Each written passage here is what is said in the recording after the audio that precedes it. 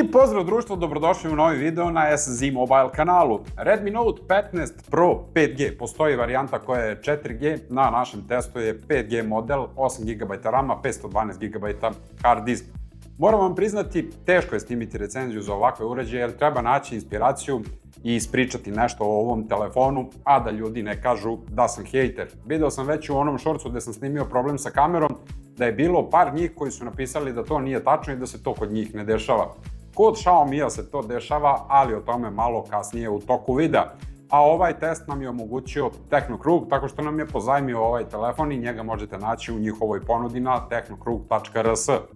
Pre nego što otpakujete ovaj uređaj, na kutiji vas već dočekaju bombastične brojke. 6580 mAh baterija, 200 megapiksela kamera. A kada ga otvorite i izvadite iz kutije, dočeka vas 205 grama čiste plastike, koja kada gledate napred podsjeća na starije iPhone modele poput 13 Pro Max i 14 Pro Max sa istom dijagonalom i sa identično zaobljenim ivicama na telefonu. Dizajn pozadine telefona je karakterističan za kineske proizvođače. Kružnica sa 4 kamere. Ako ne kopiraju iPhone, onda stavljaju kružnicu u pravilnim ili nepravilnim oblicima. Ovde na ovom modelu konkretno nije pravilna kružnica, već vuče malo na kvadrat. Na desnom boku će vas dočekati tasteri za pojačavanje i smanjivanje zvuka i taster za paljenje uređaja koji su dosta lepo uklopljeni u RAM i nema onog nepotrebnog klackanja. Sa leve strane nemamo ništa, potpuno čist frame. Na gornjoj i na donjoj strani imamo zvučnike koji ispucavaju dosta dobar stereo zvuk, ali bi mogao da ima malo više basa. Uz to na gornjoj strani imamo i IR blaster koji može biti dosta koristan u ovim toplim danima. Ako nemate daljinski za klimu, odete negde na more, bez problema ćete sa ovim telefonom upravljati klima uređajem u vašem apartmanu. Završna izrada uređaja je generalno takva da ovu plastiku ne možete da ne osetite. Malo ćete to ublažiti sa ovom fotrolom koja dolazi u pakovanju, ali boja fotrole je po meni očajna i ja ovo ne bih mogao da koristim, morao bih da nabavim neku drugu fotrolu, znači ovo je samo za prvu pomoć fotrola. Detalj koji bih pohvalio na dizajnu je ovaj Redmi logo koji je sada pozicioniran na sredini i napisan vodoravno, za razliku od prethodnih modela kojima je to bilo napisano ovako sa desne strane i to bilo uspravno, nije bilo nikako estetski, niti simetrično sa kamerom, niti bilo čim drugim. Znači jedna pohvala za ovaj promenjeni dizajn. Redmiša posjeduje i visok nivo zaštite, IP68 standardno i IP69K, što bi značilo da možete da ga prskate sa jakim lazovima iz neposredne blizine i da je otporan na visoku temperaturu. Ja ne bih smeo da se igram sa tim jer ja Xiaomiu generalno ne verujem u te njihove brojke, tako da pazite šta radite sa ovim telefonom. U telefon je ugrađen AMOLED ekran sa svim naprednim i modernim mogućnostima. 6,83 inča dijagonala, odnos stranice 19:9, zbog čega deluje malo čudnije i šire u ruci kada ga držite. Osvetljenje 3200 nica u piku i nećete imati problema da nešto pročitate na ekranu po dnevnom svetlu. 120 Hz osveženje koje može da skalira osveženje od 30, 60, 90 pa do 120 Hz. Nema onu najnapredniju LTPO matricu koja bi to radila od 1 do 120. Generalno, ja bi ovom ekranu zamerio malo lošiju regulaciju osvetljenja, jer u tamnim uslovima uveče kada sedite u zamračenoj sobi, telefon zna da toliko smanji osvetljenje da se na ekranu skoro ništa ne vidi. A u dnevnim uslovima opet zna da to osvetljenje ne pojača maksimalno do kraja i na slajderu vidite da je ostalo još malo gore do vrha. Kada vi to ručno pojačate, telefon to sam smanji ponovo.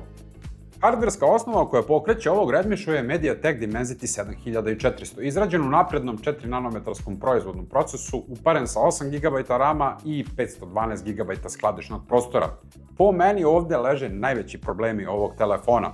UFS 2.2 skladišni prostor je odavno zastareo, zastareva polako i 3.1, a kamoli 2.2. RAM memorija LPDDR4, takođe zastareo standard, sad će još malo pa krenuti LPDDR6 memorija i šta će se desiti sa ovim telefonom, vrlo brzo će ga ucmekati sva naredna ažuriranja koja budu dolazila jer neće biti optimizovana za ovako stare standardne memorije. Ovo potvrđuju i sintetički testovi. U Wildlife Extreme stres testu imali smo maksimalno 7 FPS-ova, što je sramotno za ovu cenovnu kategoriju. Trebalo bi da bude makar od 15 do 20. Stabilnost procesora je ravna linija, ali to je tako zato što jednostavno hardware ne dozvoljava više i onda procesor ne može ni da se pregreje. U Geekbenchu takođe imamo dosta slabe rezultate Tako da ovaj telefon koji bi trebao da bude negde neki pandan Samsungu A37 uopšte ne može da parira ovom telefonu. A za napajanje ovog hardvera zadužena je silicijum-karbonska baterija od 6580 mAh. Xiaomi je smanjio punjenje ove baterije na 45 W. Malo razočarenje je ovo punjenje jer ja nisam ni u jednom trenutku mogao da postignem tih 45 W. Probao sam sa Samsungovim punjačima 45-60 i sa originalnim Xiaomi-ovim punjačem od 67 W. Maksimalni napon koji sam ja izmerio je 27 W, što je zaista sramotno i skoro slabije za 50% od onoga što su oni deklarisali. Nije to ni kod Samsunga tako, ni kod Apple, ni kod ostalih proizvođača da je tačno onoliko koliko piše, odstupa malo od tih brojki. Kod Samsunga ako je 45, bude 41, 42. Ovde je skoro 50% razlika, što nije nikako za pohvalu i treba će vam sat vremena i 20 minuta da napunite ovaj telefon. Ja sam počeo da ga punim od 5% u nekom realnom korišćenju i punio sam ga do 100%, trebalo mi je sat vremena i 17 minuta, znači od 0 do 100 treba će sigurno preko sat vremena i 20 minuta. I ono što je najveća mana kod Xiaomi-a što se tiče punjenja, čim aktivirate ekran, to punjenje opada i sa nekih 27 pada na 17-18 W, što će značiti da ako koristite telefon u punjenju, treba će vam možda i sat i po vremena da napunite ovu bateriju. Sa druge strane, autonomija baterije je zaista odlična. Kod mene na testiranju je izdržala 2 dana bez problema. Standardno testiranje, igranje video igara, fotografisanje, snimanje. Imam i SIM karticu uvek u telefonu, svi Google nalozi su prebačeni iz S23, jer taj telefon koristim u radnji i onda se javljam na pozive, odgovaram ljudima na poruke i to je ono pravo i realno korišćenje telefona, što će reći da je baterija dosta dobra. Ali ako je uporedimo sa baterijom na Samsungu koja je litijum-ionska i ima 5000 mAh i može da izdrži i do 3 dana upotrebe, a ova ima mnogo veći kapacitet i izdržava 2 dana upotrebe, to i nije baš tako dobro, ali ajde da kažemo da su 2 dana sasvim prihvatljiva za ovaj telefon. Kamera sistem je glavna stavka oko koje se vodi najveća polemika, a bogme i odlučujući parametar prilikom kupovine mobilnog telefona. Zbirno imamo samo 3 kamere, iako vas vizualno može prevariti da ima više kamera, jer je ovo dole levo kopija kamere i ne služi ničemu, desno je blic. Glavna kamera 200 megapiksela, ultra široka kamera 8 megapiksela i selfie kamera od 20 megapiksela. Brojke na papiru dosta visoke, ali rezultati u praksi nisu za neku pohvalu. Fotografije u dnevnim uslovima sa ultra široke i glavne kamere deluju malo masnjikavo, ulje na platnu i mene lično podsjećaju na one fotografije iz 2015. godine. Mogo bi to Xiaomi malo da optimizuje uz pomoć softvera i da promeni izgled ovih fotografija. Detaljnost fotografije je dobra na glavnoj kameri, uz 200 megapikselni mod imaćete dosta veliku količinu detalja, ali to radi samo na Xiaomi uređaju. Čim pređe na neki drugi uređaj, taj 200 megapikselni mod se gubi i slika ne izgleda kao na Xiaomi telefonu. U noćnim uslovima od ultra široke kamere nemojte očekivati neke bog zna kakve rezultate, baš ako morate da je koristite, onda je iskoristite. Preporuka je glavna kamera, koja opet ima malo problem sa white balansom jer od žutog uličnog svetla ceo kadar zna da bude žut i malo slabije otvara tamnije detalje kadra, pa ćete imati dosta crnih delova na fotografiji. Kod selfie kamere ja bih rekao da je situacija malo bolja. Fotografije su detaljne, a u portrait modu radi odličnu detekciju ivica. Ono što bih ipak malo zamerio ovim fotografijama je preciznost boja i koloritet lica. Delujete sivkasto, kao da ste taze bili bolesni, što nije nikako lepo za videti, složit ćete se sa mnom. A što se tiče video snimanja, situacija i nije baš najpovoljnija po ovaj telefon. Ako ste videofil i kupujete telefon zbog video snimanja, dobro razmislite prilikom kupovine ovog telefona. Današnji apsolutni standard je 4K pri 30 frame u sekundi i to može samo glavna kamera. Ultra široka snima 1080 pri 30 frame u sekundi, selfie kamera 1080 pri 60 frame u sekundi, pa iz tog razloga neću puno ni komentarisati ove kamere. U jednom trenutku sam pokušao da snimim video u pokretu iz auta i to uopšte nije bilo lepo za videti, jer se softver i hardver dosta muče prilikom obrade ovog materijala. Video je nekonzistentan, stabilizacija ne odrađuje dobar posao i vidi se kako preskaču frame-ovi u kadru, što bi svakako moralo biti bolje za 4K pri 30 frame-ova u sekundi.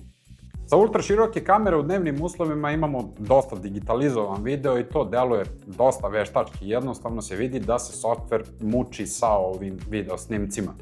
Video sa selfie kamere i nije toliko loš s obzirom da je samo 1080 piksela pri 60 frameova u sekundi. Stabilizacija radi solidan posao, jedini problem je malo manja količina detalja u tamnijim delovima kadra, to jest malo slabije otvara tamnije delove kadra, a moglo bi se primetiti ono isto kao i kod fotografije da ima malo masnjikaviji izgled video zapisa. Video zapisi u noćnim uslovima sa glavne kamere i nisu toliko loši. White balance radi dosta bolji posao za razliku od fotografija, pa nema onog žutila od uličnog svetla. Ali sa druge strane ćemo primetiti pad frame rate-a i prelazak sa jednog frame-a na drugi frame u toku video snimanja, što nikako nije poželjno za 4K video pri 30 frame-ova u sekundi. I za kraj priče, kao po običaju, ostavljamo operativni sistem Android 16 presvučen HyperOS-om 3.0. Po meni glavni krivac za sve probleme na ovom telefonu. Jedine dve dobre stvari su to da nisam primetio da ima reklama u sistemskim aplikacijama ili jednostavno nisam koristio dovoljno dugo telefon da bi počele da iskaču, i biometrija radi odlično. Otisak prsta je brz i precisan i na svaki dodir ekrana otključava ekran munjevito brzo. Ali sa druge strane, sve ostalo je bagovito i trzuckavo. Počeši od otvaranja običnog dajlera gde mu treba po par sekundi da otvori dajler aplikaciju. Korišćenje kroz sistem takođe zna da bude bagovito i da vidite seckanja i preskakanja. Problem sa korišćenjem kamere, prelazak sa 0.6 na 1 takođe zna da potraje po par sekundi, sa 1 na 0.6 i malo duže od par sekundi, i onaj problem gde mi je ceo telefon zakucao u toku snimanja i gde se javilo par njih da mi kaže da je to neki felerni model i da to kod njih nije tako i oni nemaju takva iskustva. Ne znam kakva iskustva vi imate koji koristite Xiaomi, ali kod mene se ovo desilo i jednostavno nisam mogao ništa sa telefonom, već da držim jedno 15-20 sekundi power taster da se telefon ugasi i upali ponovo sam, a i posle toga mu je trebalo 2 minuta da se dozove i da počne normalno da radi. Uz to, glavni krivac za sve ovo je UFS memorija, spora DDR memorija i ovaj operativni sistem. Šta mislite šta će se desiti za 2-3 godine sa ovim telefonom i sa novim nadogradnjama? Jednostavno će ucmekati ovaj telefon, kao što sam rekao, i neće biti uopšte moguće koristiti ga. Xiaomi ovo nikako ne ide na ruku i mislim da bi morao mnogo više da se potrudi i mnogo bolje telefone da napravi, kao što su to nekada bili Redmi Note 8 i Redmi Note 9 modeli koji su zaista bili flagship killeri. Od ovoga, pitanje šta će biti za 2-3 godine. Ova recenzija je bila moje viđenje i iskustvo korišćenja ovog Redmi telefona. Naravno, ne mora svakome da se svidi, svi mi imamo drugačija mišljenja i kod Xiaomi korisnika će vrlo verovatno ovaj telefon biti potpuno drugačiji nego kod mene i ja to pozdravljam. Ako vama radi odlično, meni je još i bolji. Ja sam Stevan, a vi ste gledali još jednu recenziju na SZ Mobile kanalu. Hvala vam na gledanju i veliki pozdrav iz Zemuna. Ćao!